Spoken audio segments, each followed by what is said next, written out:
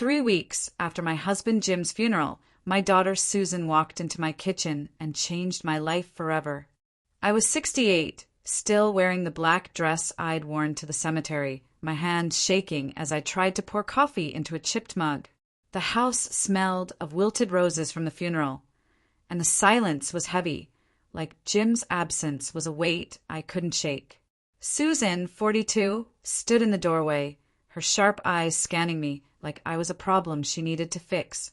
She set her purse on the counter with a loud thud, her lips pressed tight. "Mom, we need to talk," she said, her voice cold, like she was reading from a script. I looked up, confused, my fingers gripping the mug. "What's wrong, honey?" I asked, my voice soft, still raw from crying. She didn't answer right away, just crossed her arms and leaned against the counter, her designer jacket out of place in our worn-out kitchen. "This isn't working anymore," she said finally. "You living here, not contributing. Dad's gone, and I can't keep paying for everything." My heart stopped. The mug slipped from my hands, crashing to the floor, coffee splashing across the tiles like my life breaking apart. "Susan, it's only been 3 weeks," I whispered, my voice trembling. "I know," she said, not looking at the mess. "But I have my own family, my own bills. You need to work, Mom, or you're out on the street." Her words hit like a slap, sharp and stinging. I knelt to pick up the pieces, my knees aching, my mind racing. I'd raised Susan, loved her through every tantrum and heartbreak, and now she stood there, threatening to throw me out of my own home. "I have my Social Security," I said, trying to sound strong. "It's not much, but I can give you $700 a month." Susan laughed, a short, bitter sound. "That doesn't even cover the electric bill, Mom. I've found you a job. Private caregiving. Good pay, live-in position. You were a nurse once, right? It's perfect." She pulled out her phone, showing me a listing for a caregiver for a wealthy man who needed round-the-clock help. My stomach twisted. "Susan, I haven't been a nurse in 40 years, I said, my voice shaking. "Things have changed. I wouldn't know where to start." She didn't look up from her phone. "It's not medical stuff, just helping with daily tasks. You can handle it. I already set up an interview for tomorrow." I stood slowly, a shard of the mug cutting into my palm, a small sting compared to the pain in my chest. "And if I don't get the job?" I asked, my voice barely a whisper. Susan's eyes met mine, hard and unyielding. "Then you'll need to find somewhere else to live. I'm sorry, Mom, but I can't carry you forever." I wanted to scream, to beg her to remember who I was, but I just nodded, too stunned to fight. That night, I lay awake in the guest room. Susan had already taken the master bedroom, staring at the ceiling, wondering how my life had come to this. The next morning, I stood outside a mansion that looked like it belonged in a magazine, its long driveway lined with trees, the air thick with the scent of fresh-cut grass. My hands shook as I rang the doorbell, my old purse clutched tight, feeling small and out of place. I was Maggie Wilson, a widow with nothing but memories, applying for a job I wasn't sure I could do, all because my own daughter had pushed me out. A woman in her 50s, Linda Harris, answered the door, her face stern but polite. "Mrs. Wilson, I'm the house manager." "Come in," she said, leading me through a house that sparkled with wealth, marble floors, paintings that probably cost more than my old car. My heart pounded as we walked down a hallway lined with old photos, faces staring down like they were judging me. "Mr. Thompson needs help with daily tasks," Linda said as we stopped outside a heavy wooden door. "He's paralyzed from the waist down after a car accident 6 years ago. The job includes room and board, plus a salary most would dream of." She paused, her eyes narrowing. "But he's not easy to work for. He's gone through 12 caregivers in 3 years." My stomach dropped. 12 caregivers? What was I walking into? Linda pushed open the door, revealing a huge study with tall windows and shelves of books. A man sat in a wheelchair by the window, his silver hair catching the light. his face sharp and handsome despite his age. "Mr. Thompson, this is Margaret Wilson," Linda said. He turned his wheelchair, and when his eyes met mine, something strange happened.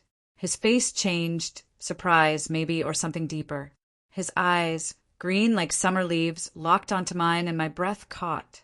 "Mrs. Wilson," he said, his voice low and smooth, "please sit." I sat, my hands twisting in my lap, trying to ignore the way my heart raced. There was something about him, something familiar, but I couldn't place it. "You were a nurse?" he asked, his gaze never leaving my face, like he was searching for something. "Yes, sir, a long time ago," I said, my voice steadier than I felt. "Before I married." He nodded slowly. "And your husband passed recently." "I'm sorry." It wasn't a question, but his tone was kind, almost too kind. "Thank you," I said, looking down at Jim's ring still on my finger. When I looked up, he was still watching me, his eyes intense, like he was trying to see through me. "Have we met before, Mrs. Wilson?" he asked suddenly. My blood went cold. I forced a smile. "I don't think so, Mr. Thompson. I'd remember." But even as I said it, a chill ran through me. His face, the way he tilted his head, it stirred something deep, a memory I couldn't grab. "Maybe," he said, but he didn't sound convinced. "Tell me, why do you want this job?" I wanted to tell him the truth, that my daughter had thrown me out, that I was scared and desperate, that at 68 I had no choice. Instead, I said, "I like helping people. It's who I am." His eyes softened just for a moment. "And you're not afraid of hard work." I thought of Susan's cold words, the broken mug, the years I'd spent caring for Jim through his illness. "No, sir," I said. "I'm not afraid." He nodded, then extended his hand. "Welcome to my home, Maggie." When our hands touched, a spark shot through me, sharp and unsettling, like a memory trying to break free. I pulled back quickly, telling myself it was nothing. But as Linda showed me to my room, a huge space with a bed bigger than my old living room, I couldn't shake the feeling that something was wrong. Or maybe something was too right.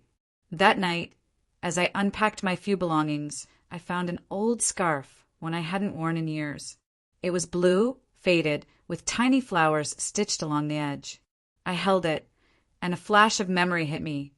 A man's laugh, a warm hand holding mine, a promise whispered under a starry sky. My heart raced. Was it possible? No, it couldn't be. But as I looked out my window at the dark garden below, I knew my life was about to change in ways I wasn't ready for. The next morning, I woke to the smell of fresh coffee drifting through the mansion, but my stomach was in knots. That blue scarf lay on the nightstand, its flowers staring at me like they held secrets I wasn't ready to face. I pushed the memory away, telling myself it was just nerves. I was Maggie Wilson, a widow starting over, not some detective chasing ghosts. But Rob's eyes from yesterday, those green eyes that seemed to know me, kept creeping into my thoughts. I dressed quickly, my old sweater and slacks feeling cheap against the mansion's polished walls, and headed downstairs. Linda was in the kitchen, her clipboard in hand, giving orders to a young maid who scurried away. "Good, you're up," Linda said, barely looking at me. "Mr. Thompson's waiting in the dining room. Don't keep him waiting." Her tone was sharp, but there was a flicker of something softer in her eyes, like she knew I was out of my depth. I nodded, smoothing my hair, and walked toward the dining room, my heart thumping like I was heading into a storm.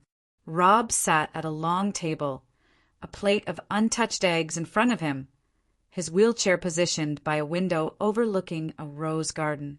The morning light made his silver hair glow, and for a second he looked younger, almost like someone I once knew. "Morning, Maggie," he said, his voice warm but careful, like he was testing me. "Sleep well." I forced a smile, my hands twisting together. "Well enough, Mr. Thompson." "Thank you." He waved a hand. "Call me Rob. No need for formalities." His eyes lingered on me again, and I felt that same chill, like he was looking through me, not at me. I busied myself adjusting his tray, my fingers clumsy. You don't need to fuss, he said, his tone sharper now. Just sit. Talk to me. I froze, then sat across from him, my hands in my lap. What do you want to talk about? I asked, my voice small. He leaned forward, his eyes narrowing. Tell me about your life, Maggie. Before Jim. Before you were a nurse. My breath caught. Nobody asked about that time, not even Jim. Those years were buried, locked tight in a box of memories I hadn't opened in decades. Not much to tell, I said, forcing a laugh. Just a girl who grew up in a small town, worked hard, got married. His fingers tapped the table, slow and deliberate. Which town? He asked, his voice low, like he already knew the answer. I swallowed hard. Ashwood, I said, the name slipping out before I could stop it. His face changed. Shock, then something deeper like pain. Ashwood, he repeated, almost a whisper. Funny. I knew someone from there a long time ago. My heart raced, but before I could ask, Linda burst in, her face tight. Maggie, your daughter's here, she said, her voice clipped. She's at the front door, and she's not happy. My stomach dropped. Susan, here? I excused myself, my legs shaky as I hurried to the entrance. Susan stood in the foyer, her arms crossed, her face red with anger. What is this, Mom? She snapped, holding up her phone. You didn't tell me you got the job? I had to find out from Linda. I blinked, confused. I was going to call you today, I said, my voice trembling. It happened so fast. She stepped closer, her eyes blazing. You're living here now? In some rich guy's mansion? What's going on, Mom? Are you trying to replace Dad already? Her words cut deep, like a knife twisting in my chest. Susan, no, I said, my voice breaking. This is about survival. You told me to work or get out. I'm doing what you asked. She laughed, a cold, bitter sound. Yeah, well, it looks pretty cozy for survival. People are talking, Mom. My friends saw you moving in. They think you're after his money. Tears stung my eyes. You know me better than that, I whispered. Do I? She shot back. Because you're acting like you don't need me anymore. Before I could answer, a voice cut through the air. Is there a problem here? Rob wheeled into the foyer, his face hard, his eyes flicking between me and Susan. Susan turned, her jaw tight. Who are you? She demanded. Rob Thompson, he said calmly. And you're upsetting my caregiver. Susan's eyes widened, but she didn't back down. She's my mother, she said. And I don't trust you. Rob's lips twitched, almost a smile. Fair enough. But Maggie's here because she's good at her job, not because of whatever you're imagining. Susan glared at me, then stormed out, slamming the door. My knees buckled, and I grabbed the wall to steady myself. Rob watched me, his expression unreadable. She's tough on you, he said softly. Why do you let her talk to you like that? I wiped my eyes, embarrassed. She's my daughter. She's all I have left. He nodded, but his eyes were distant, like he was seeing something else. Family's complicated, he said. Come with me. I want to show you something. He wheeled toward a side room, and I followed, my heart still racing from Susan's words. The room was small, lined with shelves and old photos, the air thick with dust and memories. Rob stopped by a table, picking up a small, faded book. Look at this, he said, handing it to me. My hands shook as I opened it. It was a journal, the pages yellowed, the handwriting neat but familiar in a way that made my chest tighten. I flipped to a page and my breath stopped. There, in black ink, was my name, Maggie, written next to a date. July 15th, 1975. 50 years ago. My eyes snapped to Rob, who was watching me closely. You wrote this? I asked, my voice barely a whisper. He didn't answer, just pointed to a photo tucked inside the journal. It showed a young couple laughing under a tree, the girl wearing a blue scarf with flowers. My scarf. My heart pounded so hard I thought it would burst. Rob, I said, my voice shaking, who are you? He leaned closer, his eyes locked on mine. You really don't remember me, do you, Maggie? he said, his voice soft but heavy with meaning.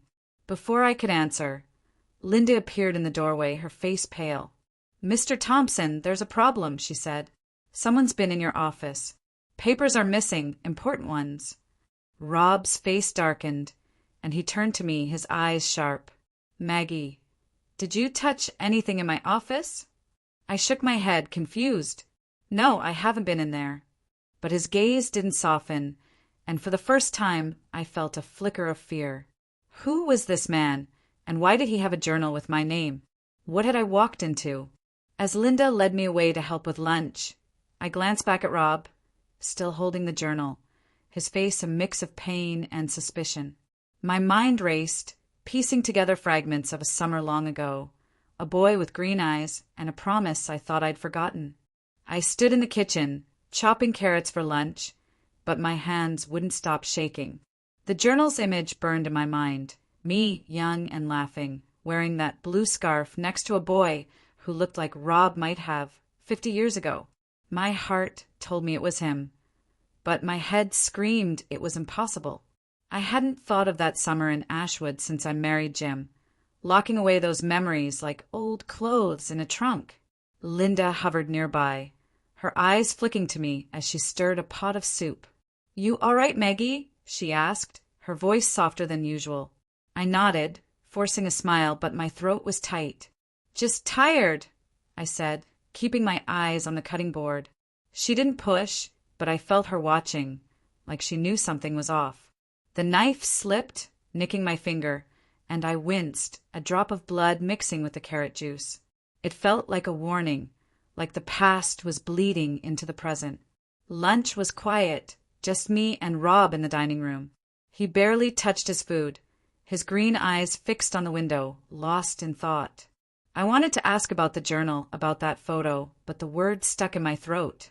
Instead, I cleared my throat and said, "The soup's good today. Linda's recipe." He glanced at me, his face softening. "You always liked simple things, didn't you?" he said, his voice low, like he was talking to someone else. My heart skipped. "What do you mean?" I asked, my voice shaky. He smiled, but it didn't reach his eyes. "Just a guess," he said, but I didn't believe him.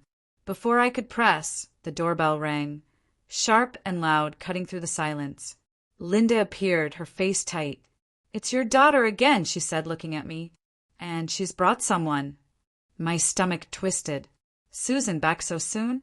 I wiped my hands on a napkin and hurried to the foyer, my heart pounding.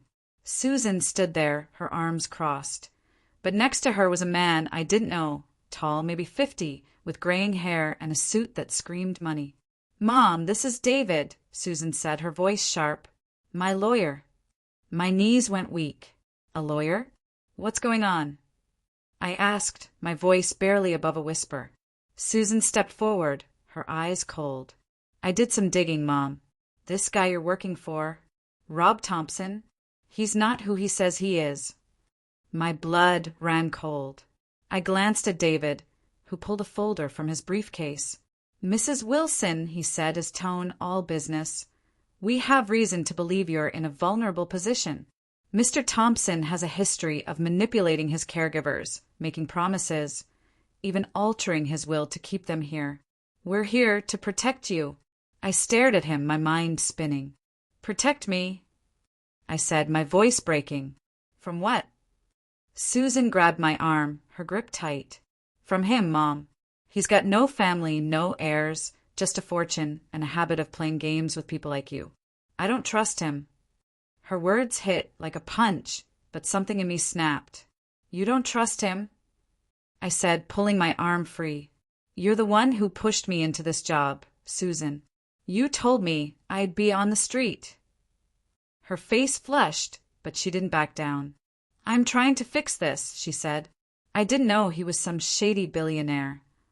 David handed me a document, pages of legal jargon I couldn't make sense of. "Read this," he said. "It's a record of complaints from past caregivers. You need to leave now."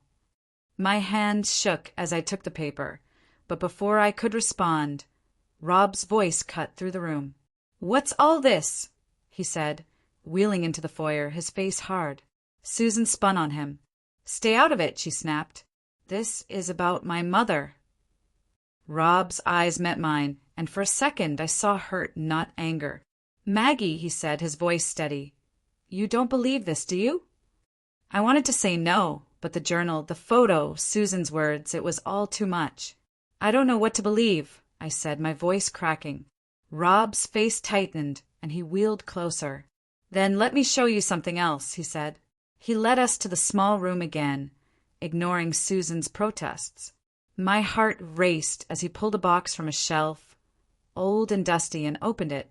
Inside was a stack of letters, tied with a faded ribbon. My breath caught when I saw the handwriting, mine. Read one, Rob said, his voice soft but urgent.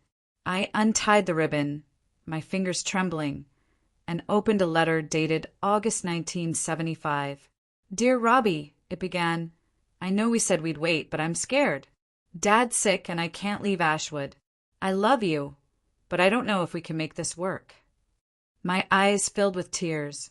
It was my handwriting, my words, a promise I'd broken to a boy I'd loved before Jim.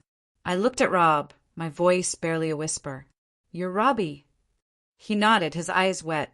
I never stopped thinking about you, Maggie. Susan grabbed the letter from my hand, scanning it, her face pale. What is this? She demanded. Some kind of trick? Rob ignored her, his eyes on me. I came back to Ashwood after you left, he said. But you were gone, married. I never blamed you, but I never forgot. My legs gave out, and I sank into a chair, the letters spilling onto my lap. Susan's voice softened. Mom, is this true? She asked. I nodded, tears streaming down my face. I loved him, Susan, before your dad, but life got in the way. David stepped forward, his voice sharp. This doesn't change the facts, Mrs. Wilson. He's still a risk. But Rob wasn't listening. He pulled another letter from the box, this one unopened, addressed to me in his handwriting. I wrote this after you left, he said.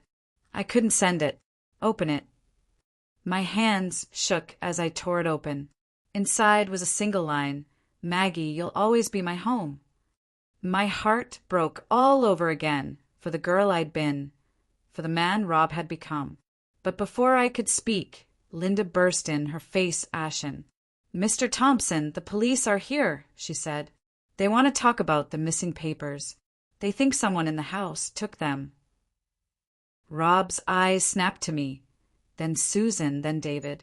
Nobody leaves until we sort this out, he said, his voice hard. My stomach dropped. The letters, the past, the accusations, it was all crashing together, and I felt like I was drowning. Susan grabbed my hand, her grip tight, but not angry anymore. Mom, we'll figure this out, she whispered, but her eyes were scared. I looked at Rob, at the letters in my lap, and felt a new twist of fear. Was he really the boy I'd loved, or was Susan right? Was I just a pawn in a game I didn't understand? The air in the room felt thick, like it was pressing down on me as I clutched the letters, their faded ink blurring through my tears. Susan's hand was still on mine, her grip tight but trembling, her eyes darting between me and Rob. The word police echoed in my head, making my heart pound so hard I thought it might burst. Rob sat in his wheelchair, his face a mix of anger and something softer, maybe hurt as he looked at me. Maggie, he said, his voice low, you don't think I'd set you up, do you?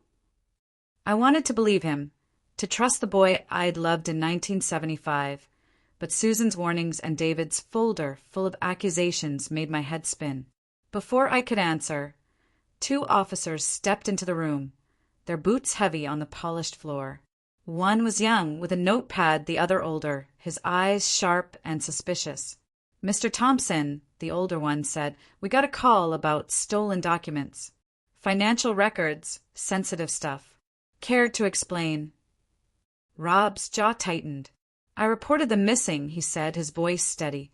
I didn't say stolen. The officer raised an eyebrow. Then why's your house manager saying she saw someone in your office last night? My stomach dropped. Linda? I glanced at her, standing by the door, her face pale, her hands twisting her apron.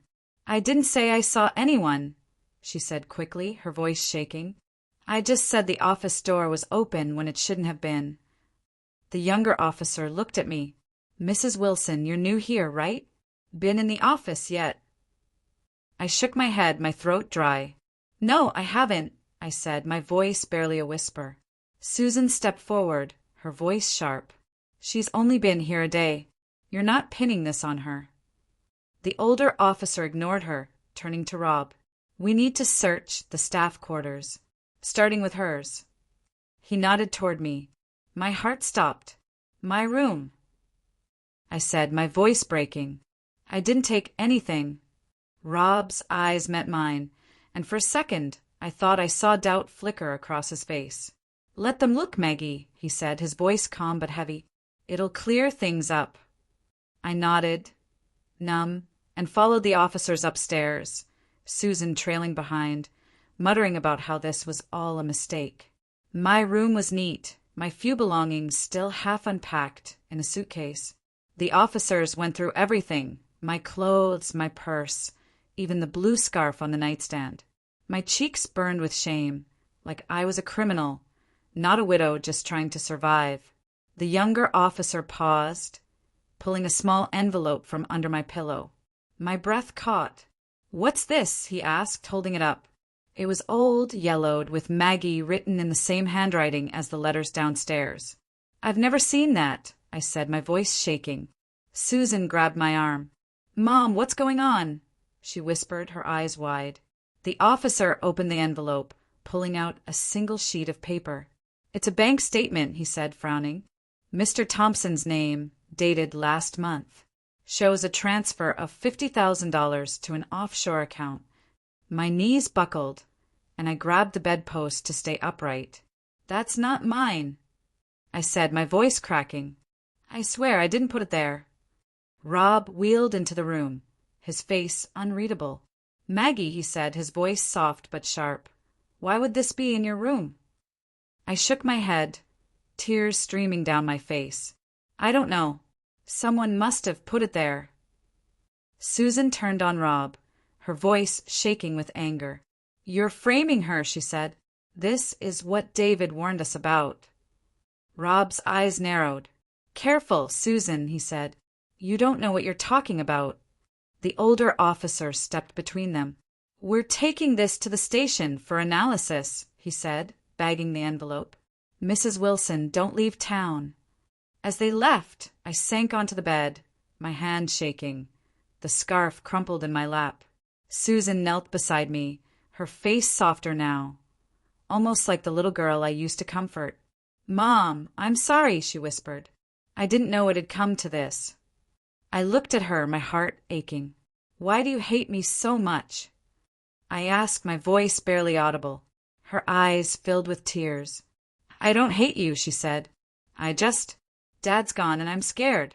I thought pushing you to work would make things easier, but I messed up. Her words hit me hard, and for the first time in weeks, I saw my daughter, not the angry woman who'd pushed me away. I reached for her hand, but before I could speak, Linda appeared in the doorway, her face nervous. Maggie, Mr. Thompson wants you in his study, she said. Now. My heart raced, but I stood wiping my eyes. Susan grabbed my arm. Don't go, she said. He's trouble. I shook my head. I need answers, I said, and walked downstairs, my legs heavy. Rob was in his study, staring at a photo on his desk. A young couple under a tree, the same one from the journal. My breath caught. Rob, I said, my voice trembling, why is that bank statement in my room? And why do you have these pictures, these letters?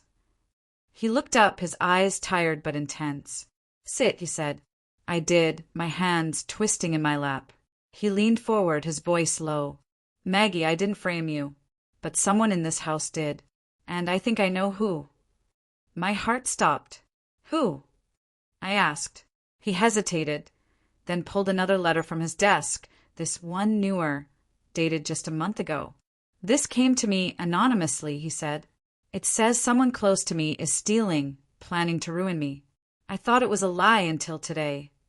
I stared at the letter, my mind racing. You think it's Linda?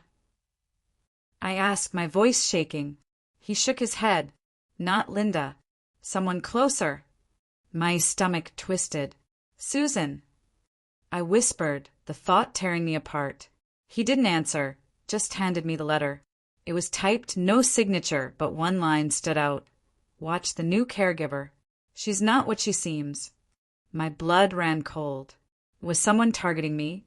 Or was Rob playing a game like Susan said? Before I could ask, the phone rang sharp and loud. Rob answered, his face darkening as he listened. What do you mean, another transfer? He said, his voice tight. He hung up, his eyes meeting mine. Another $20,000 is gone, he said. From my account this morning. Maggie, we need to talk about Ashwood. About what happened after you left. My heart pounded. Ashwood. The summer of 1975. The boy I'd loved and left behind. I wanted to run, to hide from the past, but Rob's eyes held me there, and I knew there was no turning back. I sat frozen in Rob's study, the anonymous letter trembling in my hands, its words, "Watch the new caregiver," burning into my mind. My heart ached with fear and confusion. Was someone setting me up? Or was Rob playing a game to test me? His green eyes watched me closely, like he was waiting for me to crack. The air felt heavy, the ticking of a clock on his desk loud in the silence. What happened in Ashwood, Maggie? He asked again, his voice soft but pressing, like he was pulling at a thread I'd buried deep. I swallowed hard, my throat tight. You know what happened, I said, my voice shaking. We were young. I loved you, Robbie, but my dad got sick and I couldn't leave him. I wrote you that letter and then I moved on.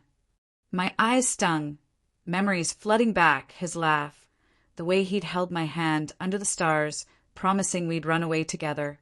Rob leaned forward, his face tight with pain. You moved on, he said, his voice low. But I didn't. I went to Ashwood a year later, looking for you. Your neighbor said you'd married Jim Wilson, had a baby on the way. I thought you forgot me. My chest tightened, tears spilling over. I never forgot you, I whispered. But life didn't give me a choice. He reached out, his hand brushing mine, and for a moment I felt 18 again, full of hope and love. But then his phone buzzed, snapping us back. He glanced at it, his face darkening. Another email, he said, his voice hard. From my bank. They found a trail. Someone's been siphoning money for months, not just weeks. My heart stopped. You think it's me? I asked, my voice breaking. He shook his head, but his eyes were guarded. I don't know, Maggie, but someone's trying to make it look like you. Before I could respond, Linda burst in, her face flushed. Maggie, your daughter's back, she said, her voice sharp. She's in the foyer, and she's got those papers David gave her. My stomach twisted. Susan again. I hurried to the foyer, my legs shaky, Rob following slowly in his wheelchair. Susan stood there, clutching the folder, her eyes red like she'd been crying. Mom, you need to see this, she said, thrusting the folder at me. David found more lawsuits against Rob. Caregivers saying he manipulated them, promised them money, then fired them when they got too close. I took the folder, my hands trembling, but I couldn't look at it. Susan, stop, I said, my voice cracking. I don't know what's true anymore, but I need to figure this out myself. Her face fell, hurt flashing in her eyes. You're choosing him over me, she said, her voice small. After everything. My heart broke. I'm not choosing anyone, I said, tears falling. I'm trying to survive, Susan. You pushed me here, remember. She looked away, her jaw tight, but didn't answer. Rob wheeled closer, his voice calm but firm. Susan, if you've got something to say it to me. She spun on him, her eyes blazing. Fine, she said. I think you're using my mom. I think you knew who she was before she got here, and you're dragging her into your mess. My breath caught. I looked at Rob, searching his face for the truth. Is that true? I asked, my voice barely a whisper. Did you know it was me when I applied?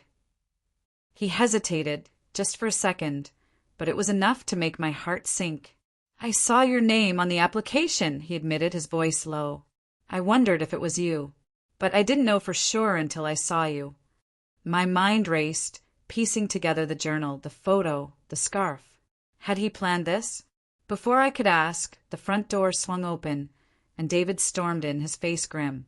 "Thompson, we need to talk," he said, holding up a USB drive.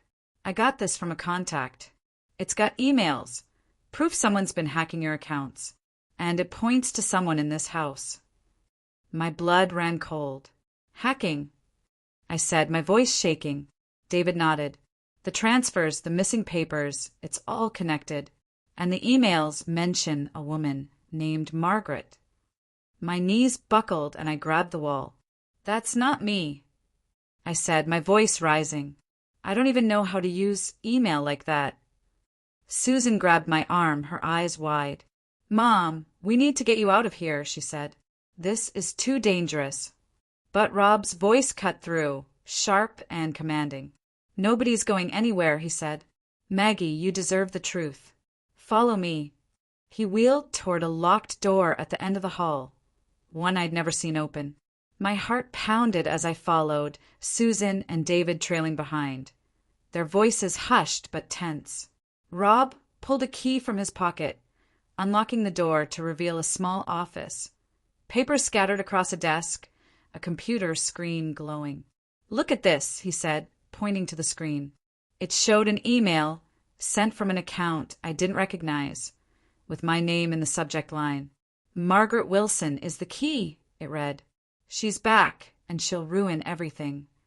My stomach dropped. "Who sent this?"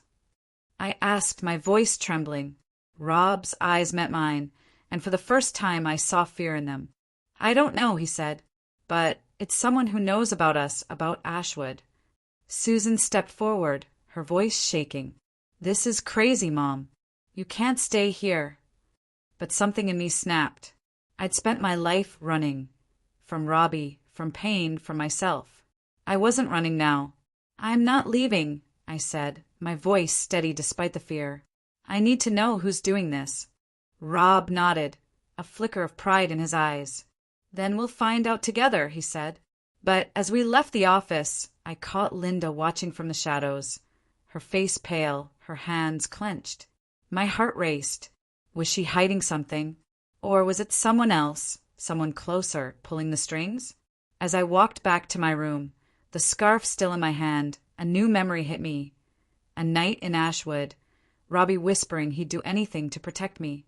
But now, with the police, the emails, and Susan's fear, I wasn't sure if he was my protector or my biggest threat. I stood in my room, the blue scarf crumpled in my hands, its faded flowers like ghosts of a life I'd left behind. My heart felt like it was tearing in two, one half aching for the girl I'd been with Robbie, the other terrified of the man Rob was now. The email on his computer, "Margaret Wilson is the key," echoed in my head, each word a weight pressing me down. Was I the key to his heart, or to some trap I couldn't see? Susan's warnings, David's folder, the police, it was all too much, and yet I couldn't walk away. Not now, not when the past was clawing its way back. I sank onto the bed, my eyes burning with tears. I had spent 40 years being Jim's wife, Susan's mom, always putting others first. Now, at 68, I was alone, fighting to prove I wasn't a thief or worse, a fool. A knock on the door made me jump. "Maggie." It was Linda, her voice softer than usual. I wiped my face and opened the door. Her eyes were kind but worried, her apron twisted in her hands. "You okay?" she asked. I nodded, though my throat was tight. "Just trying to make sense of things," I said, my voice shaky. She hesitated, then stepped inside, closing the door. "Maggie, I need to tell you something," she said, her voice low. "I saw someone in the office last night. I didn't tell the police because I wasn't sure." My heart raced. "Who?" I asked, my voice barely a whisper. She looked away, her face pale. It was dark, but it looked like Susan. My stomach dropped. "Susan," I said, my voice cracking. "No, that's impossible." "She wouldn't." Linda cut me off, her eyes meeting mine. "I'm not saying it was her, Maggie. Just that it looked like her. I don't want to cause trouble, but you need to know." My knees buckled, and I sat hard on the bed, the scarf falling to the floor. Susan, my own daughter, stealing from Rob?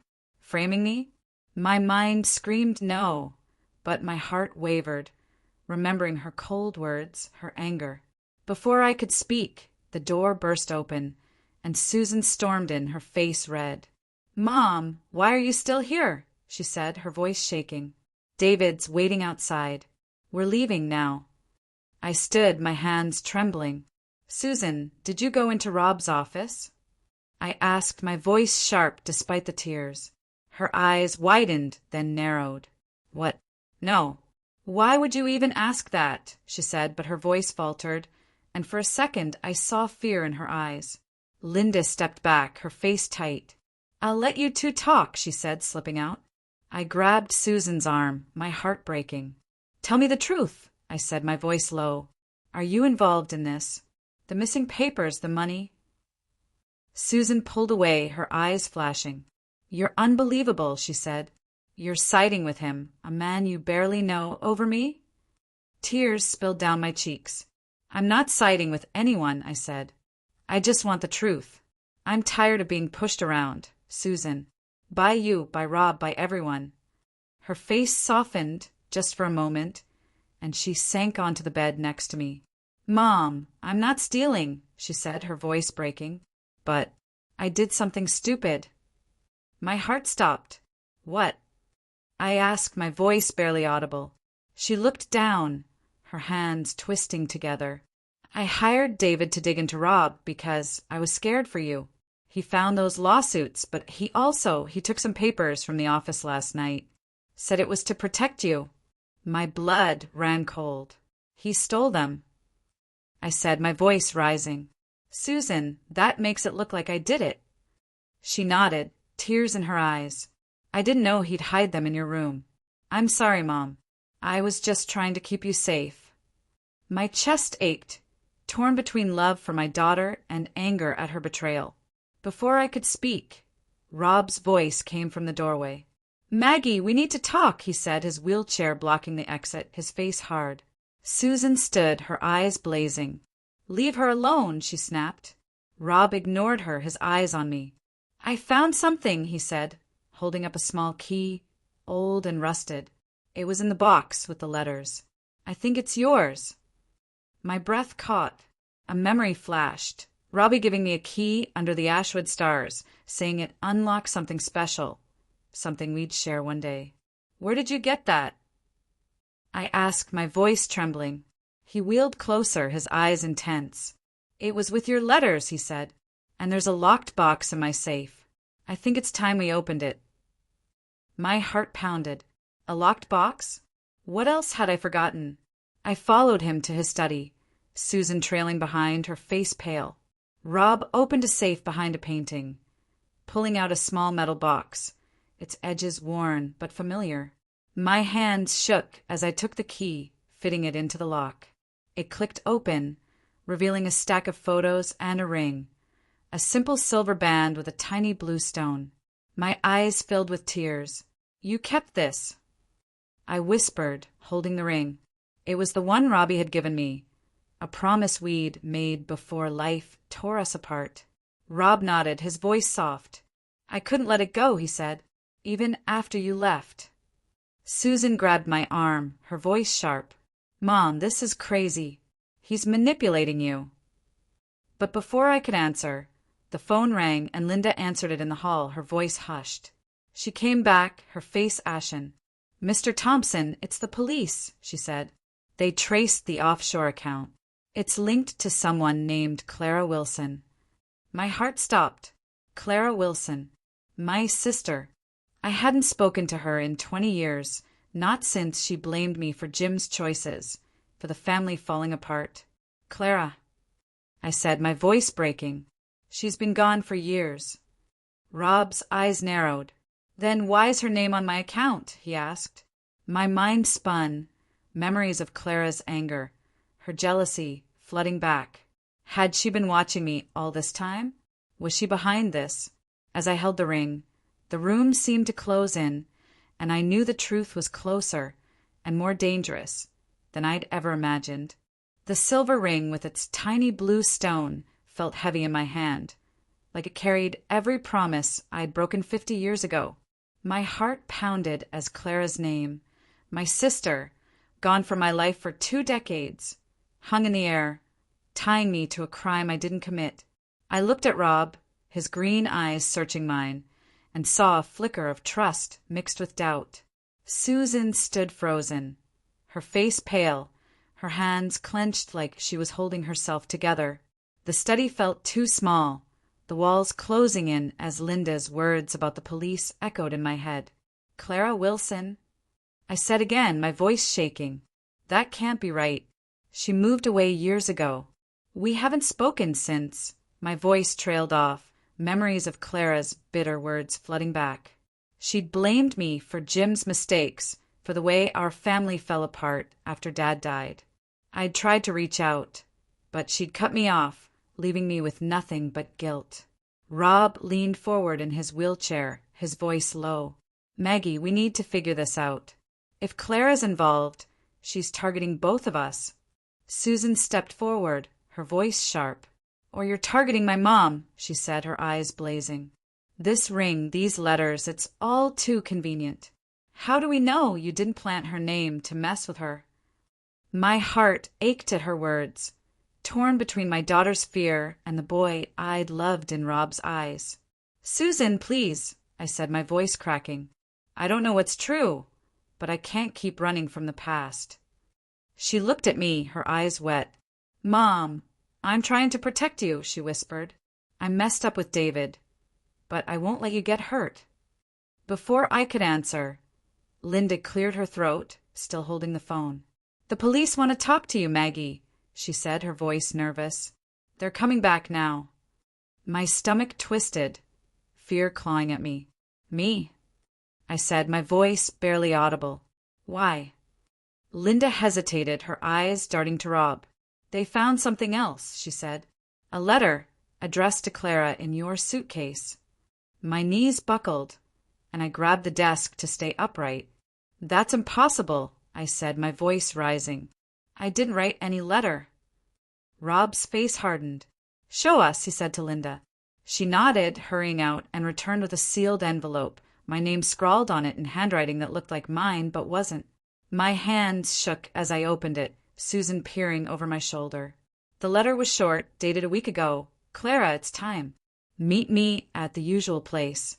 The plan's working." My heart stopped. "This isn't mine," I said, tears streaming down my face. "Someone's setting me up." Susan grabbed the letter, her face pale. "Mom, this is bad," she said. "We need to leave now."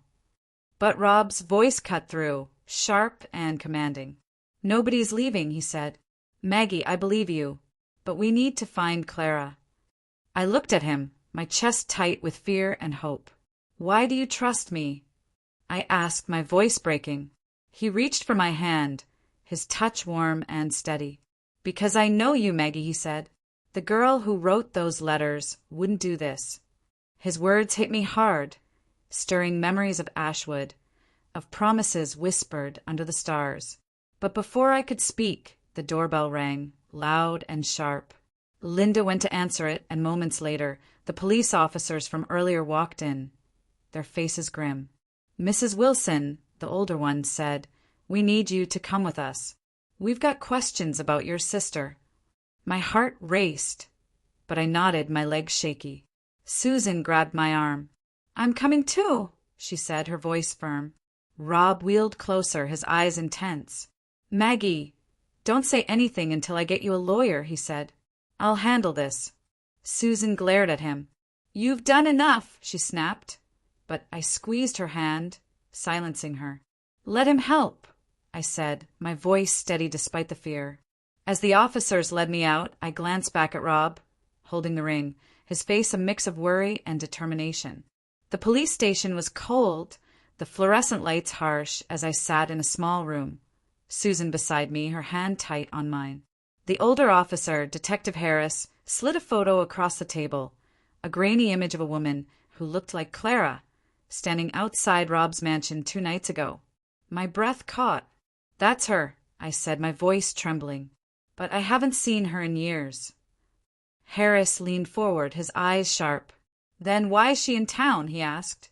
And why's her name on an account with your initials? I shook my head, tears falling. I don't know, I said. Clara hated me. She wouldn't work with me. Susan squeezed my hand, her voice soft. Mom, tell them everything, she said. About Ashwood, about Rob. My heart ached, but I nodded, spilling the story of my summer with Robbie, the love we'd lost, the years that followed.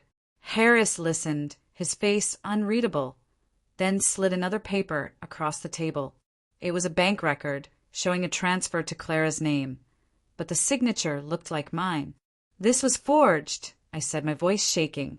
I didn't sign this. Harris nodded, but his eyes were hard. We're looking into it, he said, but you're not leaving until we get answers. As we left the station hours later, Susan's arm around me, my mind spun.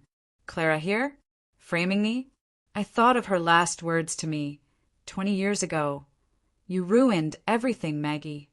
Had she been planning this all along? When we got back to the mansion, Rob was waiting in the foyer, his face pale. Maggie, he said, his voice urgent. I found something in the box.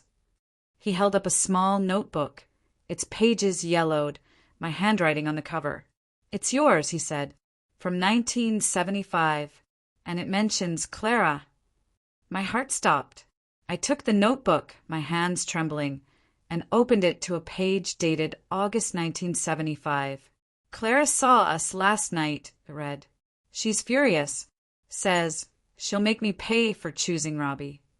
My blood ran cold. Clara had known about us? Had she hated me enough to wait 50 years for revenge? As I looked at Rob, then Susan, a new twist hit me. What if Clara wasn't just after me, but Rob too?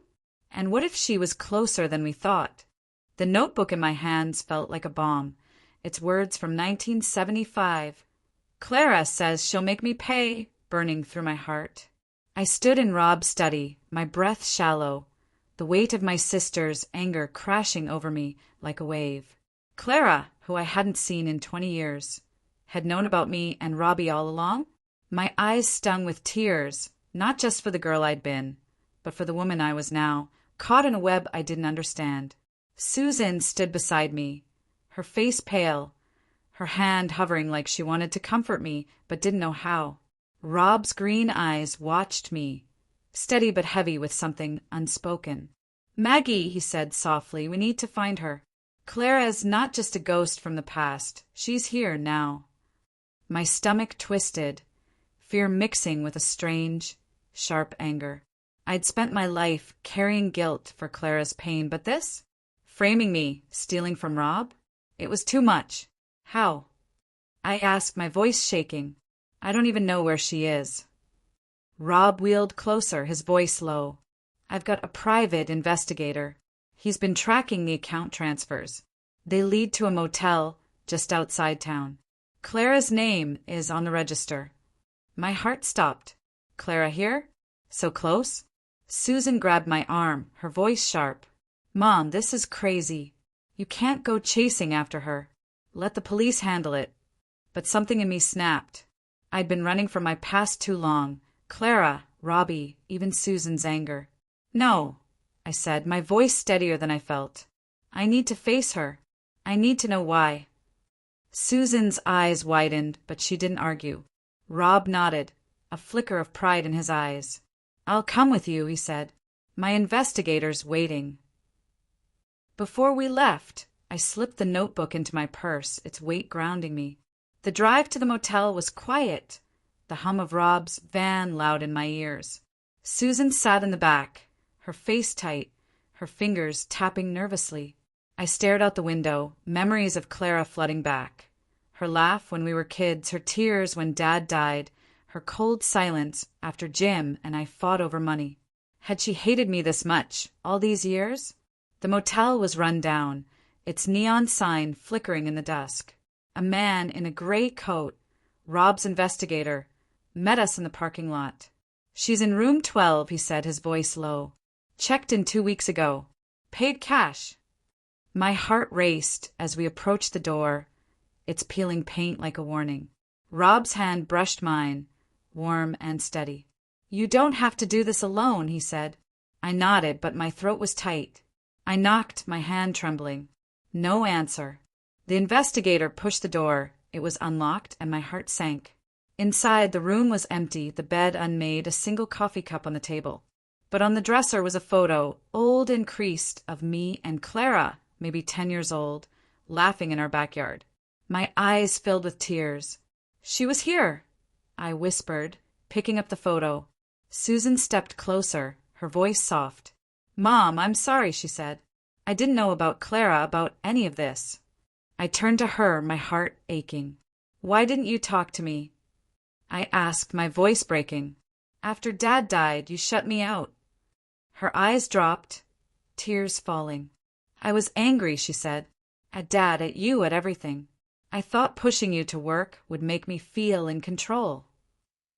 Her words cut deep, but they also felt like a crack in the wall between us. Before I could answer, the investigator cleared his throat. "There's something else," he said, holding up a phone he'd found under the pillow. "It's got texts. One's to you, Maggie." My blood ran cold. I took the phone, its screen cracked, and opened the message. "Maggie, you took everything from me," it read. "Now I'm taking it back. Sent yesterday." My knees buckled, and Rob caught my arm, his face grim. "She's not done," he said. "We need to get back to the house." We sped back to the mansion, my mind spinning. Clara, so close, so angry. But why now? As we pulled into the driveway, Linda ran out, her face pale. "Mr. Thompson, the police called," she said. "They found another transfer, $100,000 this time. And it's linked to Maggie's old bank account." My heart stopped. "My account," I said, my voice shaking. "I closed that years ago." Rob's eyes narrowed. "Someone reopened it," he said. "Clara's playing a long game." Inside, he led me to his office, pulling up bank records on his computer. My name was there, clear as day, tied to an account I hadn't touched since Jim's illness. "How?" I whispered, tears streaming down my face. Susan grabbed my hand, her voice fierce. "We'll fix this, Mom," she said. "I promise." But before we could plan, the door burst open, and David stormed in, his face red. "Thompson, you're done," he said, holding up a USB drive. "I've got proof you've been lying about everything." My heart sank. I looked at Rob, his face pale, and saw something new, fear. "What proof?" he asked, his voice low. David smirked, plugging the USB into the computer. A video loaded, grainy but clear enough. It showed Rob in his office, talking to someone off-screen. "She's perfect," he said. "Maggie's the one. She'll never suspect." My blood froze. I turned to Rob, my voice breaking. "What's this?" I asked, tears choking me. He shook his head, his eyes wide. "Maggie, that's not what it looks like," he said. "That was about a business deal, not you." But doubt clawed at me, Susan's warnings ringing in my ears. Had I trusted him too quickly? Was Clara working with him? As David played the video again, I saw something in the background. A shadow moving fast, holding what looked like a knife. My heart stopped. "Who's that?" I said, pointing. Everyone froze, staring at the screen. Rob's face went white. "That's not Clara," he said. "That's someone else." My mind raced, fear and betrayal twisting together. Clara, Rob, David, who was telling the truth? And who was holding the knife? The video froze on the screen. The shadowy figure with the knife burned into my eyes, making my heart pound like a drum. I stood in Rob's office, my hand shaking, the air thick with tension. Susan's face was pale, her eyes wide as she stared at Rob, who sat in his wheelchair, his jaw tight, his green eyes flickering with something.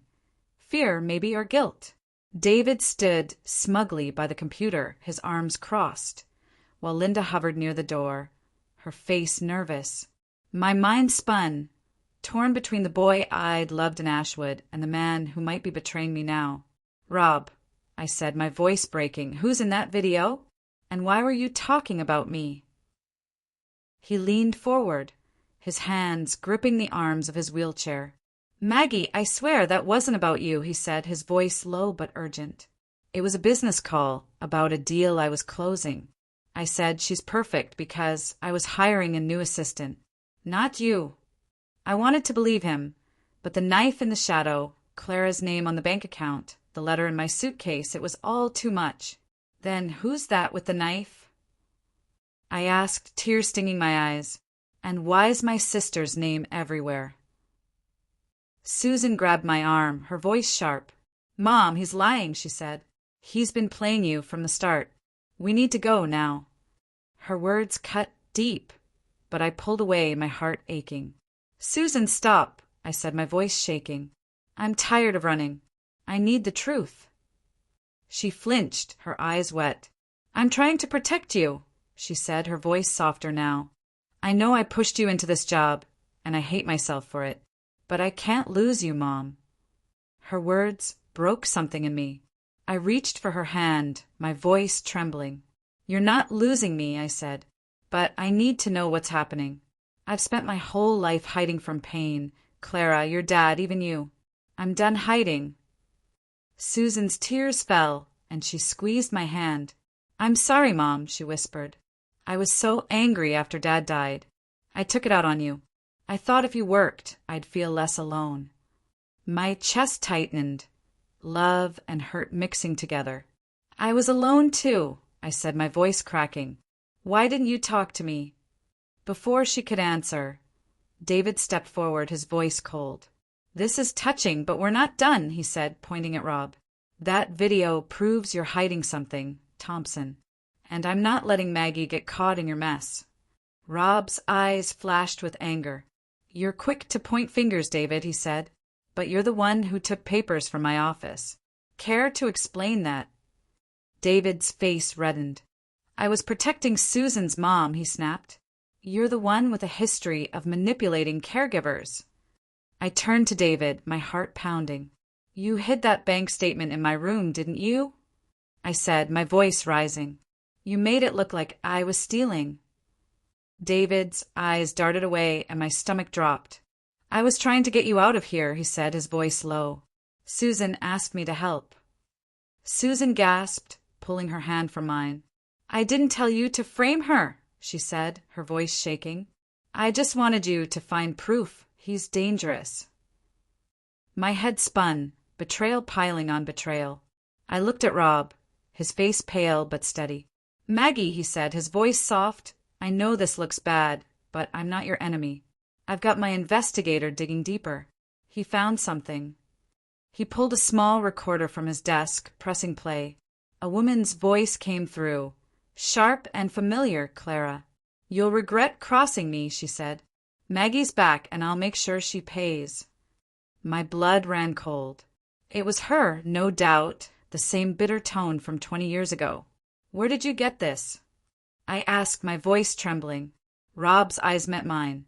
"My investigator tapped a phone at the motel," he said. "Clara's been calling someone in this house." My heart stopped. "Who?" I asked, my voice barely a whisper. Before he could answer, Linda burst in, her face ashen. "Mr. Thompson, the police are outside," she said. "They've got a warrant. They found Clara." My knees buckled, and Susan caught me, her arms tight around me. "Found her where?" I asked, tears streaming down my face. Linda hesitated, her eyes flicking to Rob. "She's in town," she said, "hiding in a warehouse. They think she's got more documents, forged ones with your name." My mind raced, memories of Clara's anger mixing with the fear of being framed. "I need to see her," I said, my voice steady despite the tears. "I need to know why she hates me this much." Rob nodded, his hand brushing mine. "I'll go with you," he said. "You don't face this alone." Susan grabbed my other hand, her voice fierce. "I'm coming too," she said. "I messed up, Mom, but I'm here now." As we headed to the car, Linda's voice stopped us. "Maggie, wait," she said, her hands twisting her apron. I didn't want to say this before, but I heard Clara's voice once, years ago, when I worked for Mr. Thompson's company. She was on a call, talking about you. My heart sank. What did she say? I asked, my voice shaking. Linda looked down. She said you stole her life, she said. That you got everything, love, a family, a home, and she got nothing. Tears filled my eyes, guilt and pain crashing over me. Clara, my sister, carrying that hate for decades. As we drove to the warehouse, Susan's hand in mine, Rob's steady presence beside me, a new twist hit me. What if Clara wasn't just after me, but Rob's fortune too? And what if someone in this car was helping her? The warehouse was cold, its dim lights casting shadows on crates stacked high. My heart pounded as I stepped inside, Susan's hand tight in mine, Rob's wheelchair humming beside us. The police were already there, their radios crackling, and in the center stood Clara, her hair gray, her face lined with years of anger. Her eyes met mine, and I froze, seeing the sister I'd loved, now a stranger. Clara, I said, my voice shaking. Why? She laughed, a bitter sound. You took everything, Maggie, she said. Robbie, Dad's love, a family. I got nothing. Tears stung my eyes. I didn't take anything, I said. I loved you. Why didn't you talk to me? Clara's face twisted. You left me behind, she said.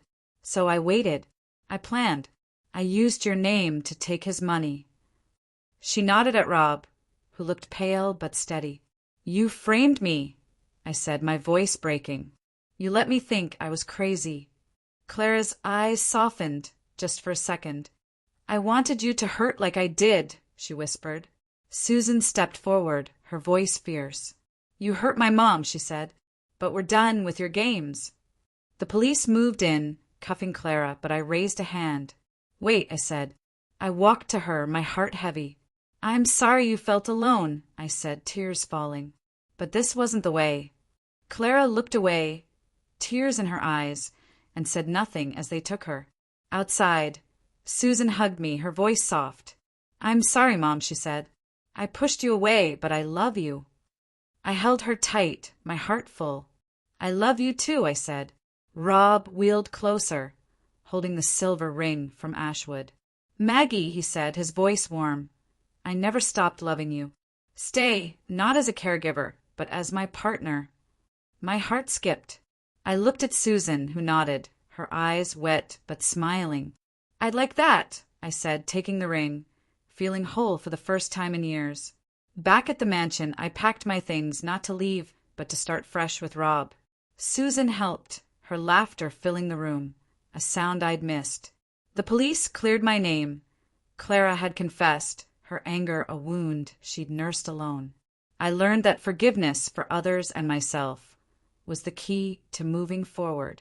I'd spent my life carrying guilt, but now, at 68, I chose love, family, and truth. That was my strength, and I'd never hide again. Moral lesson: forgiveness and facing the truth, no matter how painful, give you the power to rebuild your life and find peace.